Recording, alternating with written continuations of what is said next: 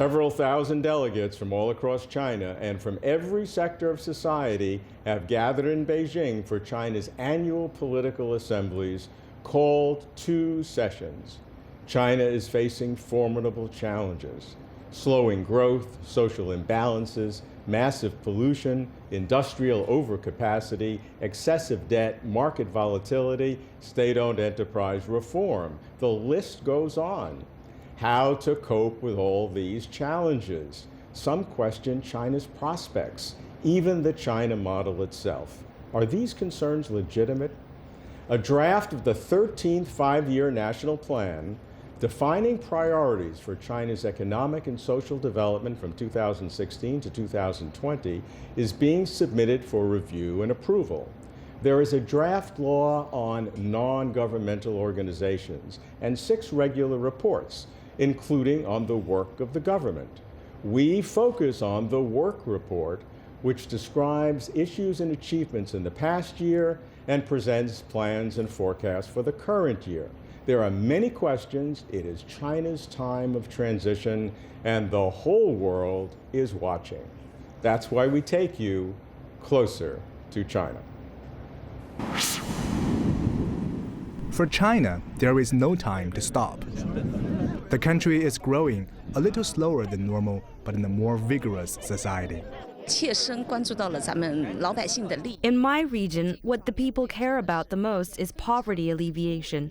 So my motion is reducing poverty.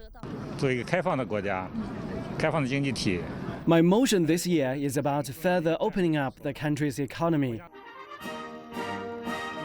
The National People's Congress session started with Premier Li Keqiang's government work report, in which he reviews China's gain and loss in 2015 and outlines the task in 2016. 经济增长预期目标6.5%到7%。 This year we set the target of GDP growth between 6.5 and 7%. This takes into consideration the guarantee of employment and people's livelihoods. To meet the target, we have acknowledged the challenges of both the sluggish global economic recovery and the continued downward pressure at home. It's the first year the Premier had set a range instead of a point for the growth target. Experts say it means the country is becoming less obsessed with the growth figures and more on the quality and consequences of the growth. In fact, China is the only large industrial country that still sets a growth target each year. We can only go for moderation instead of total elimination in a short while. Otherwise, people get confused and disarrayed. That's why, instead of doing a specific figure, we say approximately or in the neighborhood or in the range, so that people basically are having a clear direction. Premier Li's work report focused a lot on economic reforms and restructuring. 加快破除体制机制障碍。 We must accelerate breaking down the obstacles in our systems and mechanisms, and increase market vitality through supply-side reform, and replacing old drivers of growth with new ones. We should strive to achieve major breakthroughs in basic research, applied research, and research in strategic and frontier fields by 2020. Joining me here in our Beijing studio are Xu Hongsai, Director of the Economic Research Department at China Center for International Economic Exchanges.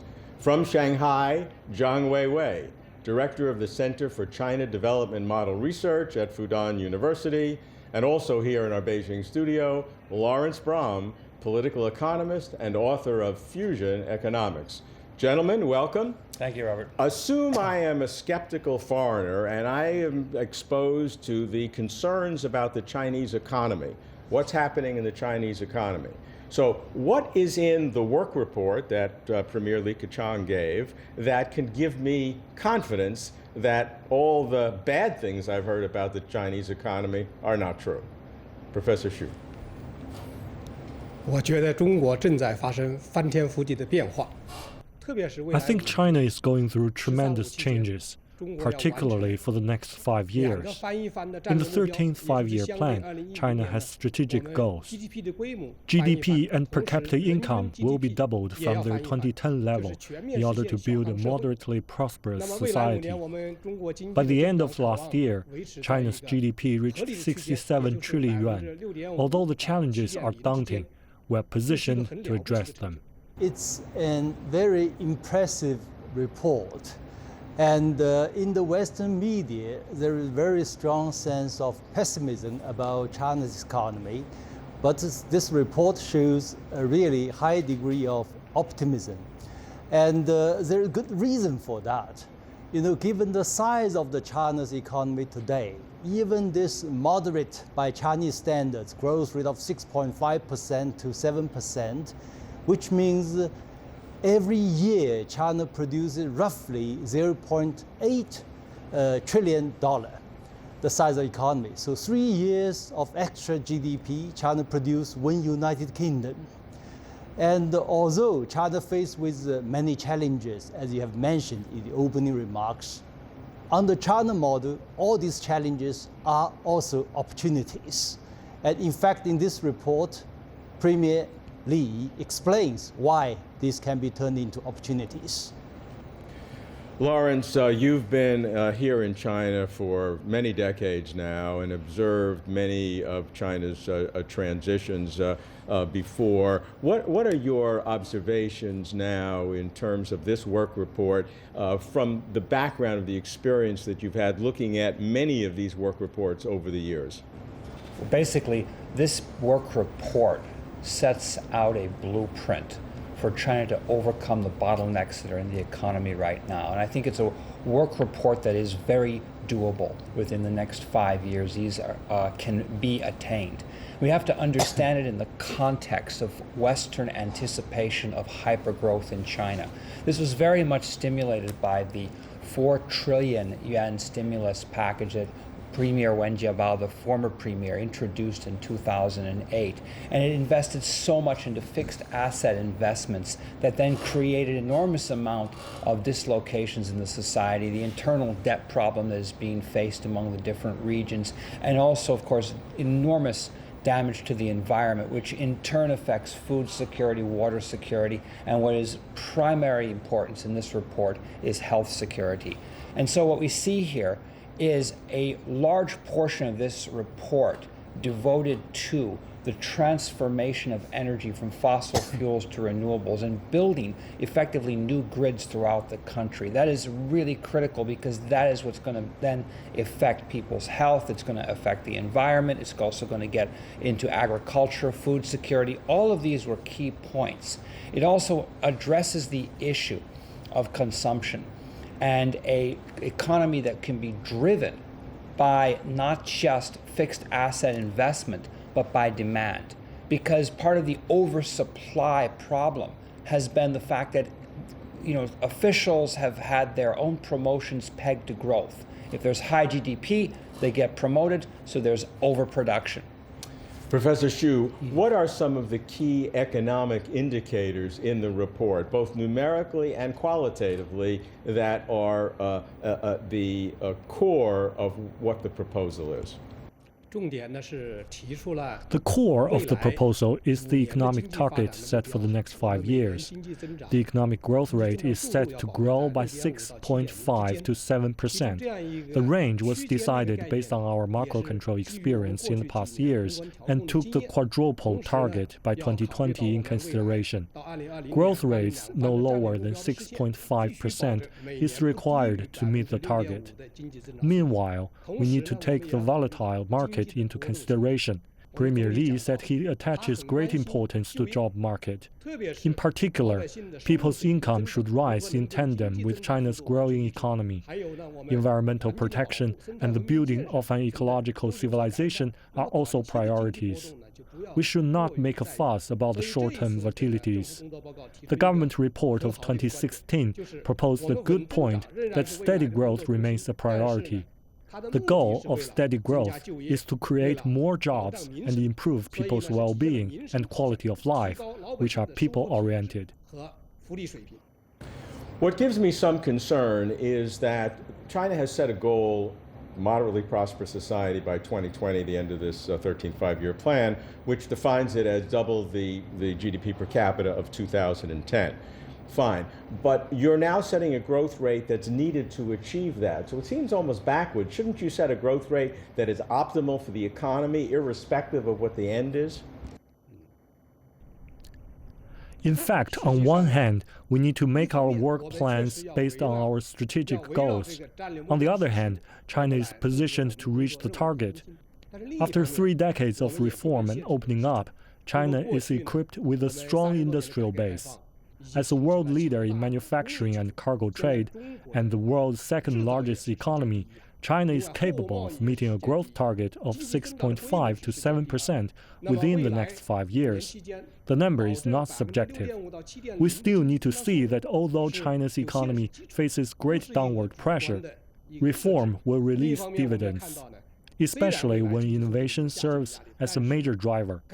Backed by a new momentum, China's economic structure will upgrade to a better quality. I want to ask each of you a very simple question, and I'd like a short answer. My first observation to some of the numbers was that 6.5 to 7% growth is actually a little bit better than the world expected, and everybody expected about 6.5. This is slightly better. Number one. Number two is that the percentage of growth of the military is actually much lower than people expected. It used to be double-digit every year, and now it's below 8%. So is that observation meaningful, do you think, or just coincidental? Professor Zhang. Well, I think, under this model of a typical market economy, as in the West, this may be too high an objective or target. But under what we call the socialist market economy, that can be achieved. And Professor Xi has mentioned the reasons for that. As for the military budget, yes, it's perhaps slightly lower than expected by many, even within China and also outside China, given the tensions in South China Sea, in other parts of the world. Yet perhaps that shows, now the Chinese military is more self-confident. Professor Xu?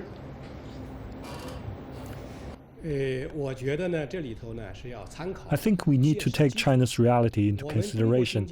A growth rate ranging from 6.5 to 7% from a Chinese perspective reflects China's actual conditions. Compared to a growth rate of 9% or 10% in the past years, the target for 2016 is lower. But based on a GDP of 67 trillion yuan in 2015, a 6.5% growth is remarkable. Compared to developed countries, 2.4% for the US and 1% for Europe, China's growth speed is relatively fast.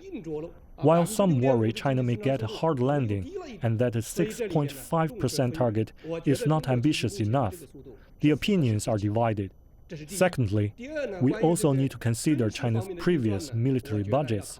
When we look at China's military expense budget for 2016, home to a huge population, China had low expenses before. Any growth now may mislead people to believe that the rate is too fast, when in fact the growth rate is still rather low. We'll be right back.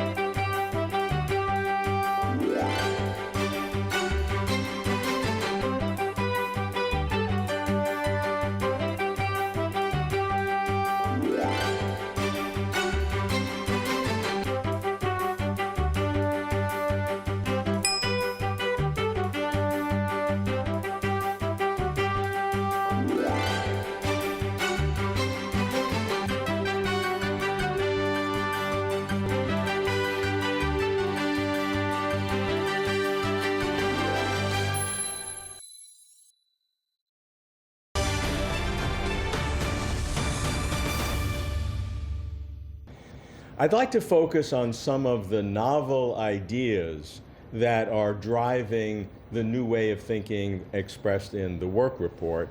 And to start, we have to start with innovation. Because although innovation has been spoken of in the past, it is now talked about as being in the core position. It's the most important thing that China needs to do. So let's understand what that really means. Is it just words, or will it be put into practice? Professor Xu. Innovation actually falls into one form of supply-side structural reform, which is to increase the total factor productivity. In the past, we focused more on the total demand side, trying to manage the troika of investment, consumption, and export. But now, we are aware of problems in our economic structure. For example, some of our products are of poor quality and are badly structured.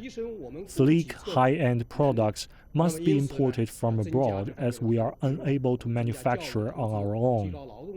Therefore, we need to build our capacity on the supply side, which calls for greater investment in promoting education and improving the quality of working class, so that the economy becomes more innovation-driven. Traditionally, people think of innovation as relating to science and technology, and that's certainly true, and it's a main point. But what are the broader implications for innovation in bringing about the moderately prosperous society, China's first major goal? Professor Zhang, in terms of the China model, you've studied how important is innovation across all Chinese society, not just in specific development of innovative products? Yeah, I think you point to a very important aspect of the Chinese model or changes that we're witnessing. It's really innovation in its classical sense is more about R&D, about research and development. But in the case of China today, it's cutting across all sectors. I'll give you an example, fighting corruption. Now the Central Disciplinary Commission has devised this new mechanism called one touch or one button reporting. With 900 million mobile phone users, if you find something corrupt, you can report to the Central Disciplinary Commission with one button, and they will know. You can send your photos there. If there is an official giving a lavish dinner, which is violating the rules of the party or the state, that can be reported immediately. This is just one example. So it's really innovation you can feel in the air, even especially in a city like Shanghai. It's well known that China is trying to transition from an export and investment-led economy to one that's driven by domestic demand and consumer spending. It won't be easy. Essential will be reforms of heavy industries with overcapacities like iron and steel.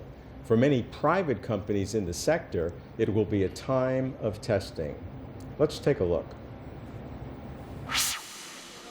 This is going to be a tough year for Wang Wen'an. He's an owner of one of the largest iron and steel companies in Wuhan County of Handan in Hebei Province. But he's not sure whether his plants will survive this year. At the end of 2015, there was a time when our cash flow could only last for a few days. Now, we suddenly have to move out of the city, which will cost tens of billions of yuan. It is a huge pressure. There are 5 iron and steel plants in the city of Wuhan. They are currently being forced to relocate outside of the city by the government, while at the same time reducing production capacity. With the price of steel hitting record lows, the city is cutting 1/3 of its production. There have been companies running into trouble. If we leave them be, they will be knocked out of business. But if we are going to make them reduce capacity, there comes a series of problems. Employment is the top concern. One of Wang's blast furnaces was shut down in 2015.